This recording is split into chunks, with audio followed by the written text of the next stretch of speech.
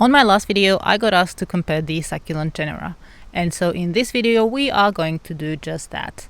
We're going to have a look at Echeveria, Graptopetalum, Sedum, Graptoveria, Graptosedum, and xSedeveria. I'm going to tell you a little bit about each of these, starting with Echeveria. So Echeveria is a genus of succulent plants with a rosette type arrangement. Pretty much most of these have a rosette type arrangement, and it can get a little bit difficult to tell them apart. Echeveria usually grow a stemless rosette. So if you have a look at, say, this one,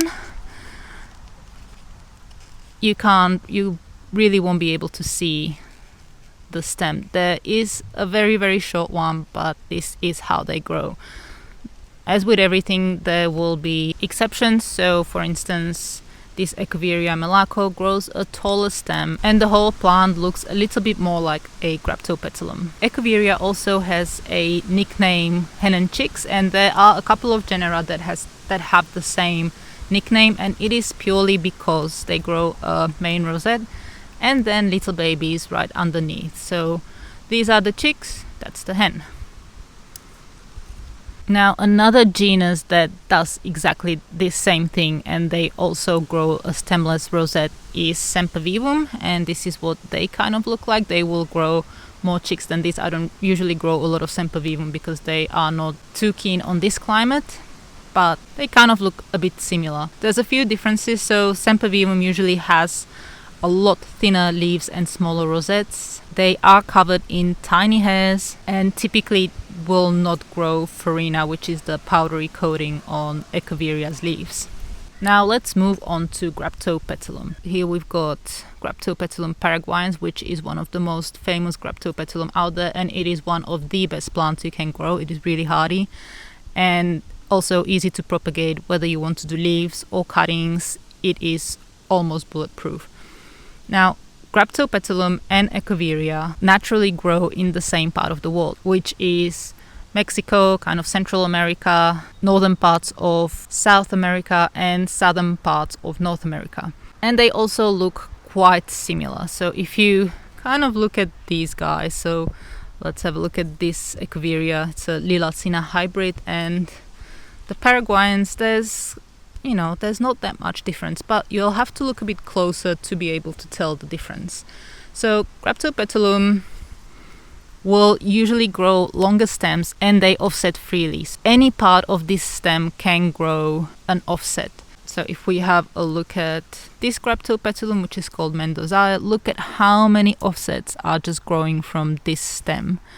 And this is the main difference between Graptopetalum and Echeveria. So these guys will grow longer rosettes, and they are almost kind of a ground cover, whereas Echeveria will form mounds. So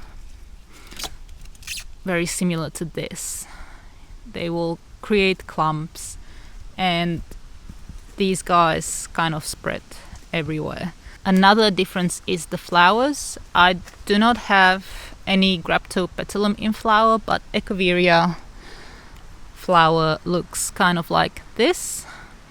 And I will pull up a video of a Graptopetalum Purple Delight flower, and they are just a little bit different. So Echeveria flowers will usually grow in this kind of a bell shape, whereas Graptopetalum flowers open up into a star shape. Next genus we are going to talk about is Sedum.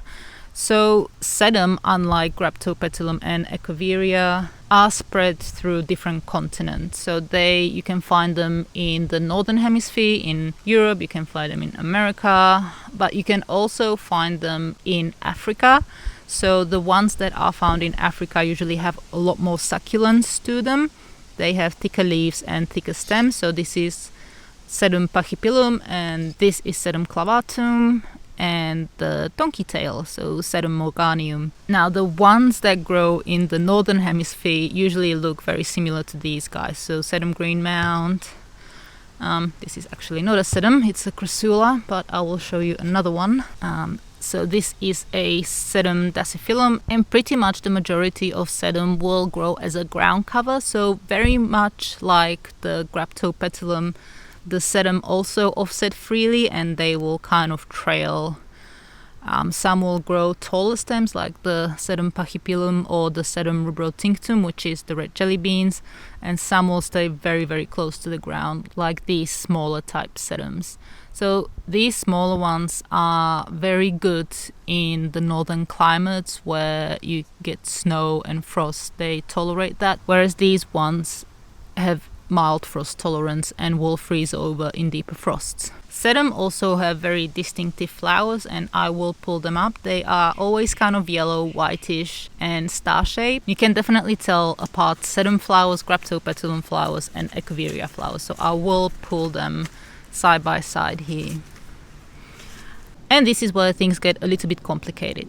So Sedum, Graptopetalum and Echeveria can be crossed together, and they have been, to create new genera. So if you cross a Graptopetalum and an Echeveria, you will get a Graptoveria.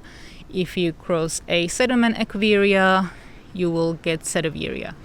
And if you cross a Sedum with Graptopetalum, you will get a Graptosedum. So let's have a look at them. I've got a few of each here. For instance, is a Graptopetalum Fred Ives, and it is a cross between Graptopetalum paraguayans and Echeveria gibiflora, I'm not quite sure which way you pronounce it.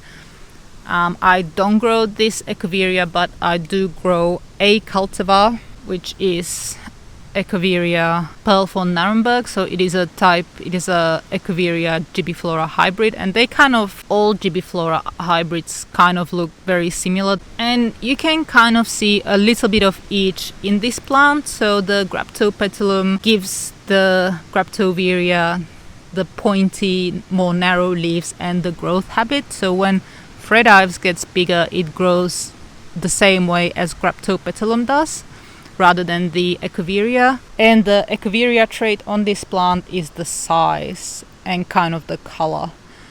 So it is a much deeper pink than the Graptopetalum paraguayans, although this is not a fully stressed plant. It can go pinker. And then also it's the shape of the leaf, so it's more kind of a cupped or spooned.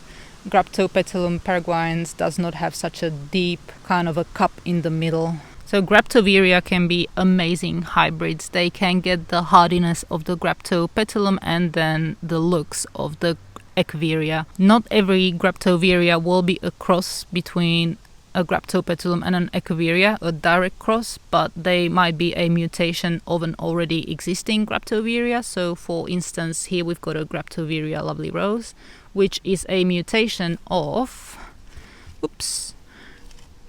Graptoveria titubans.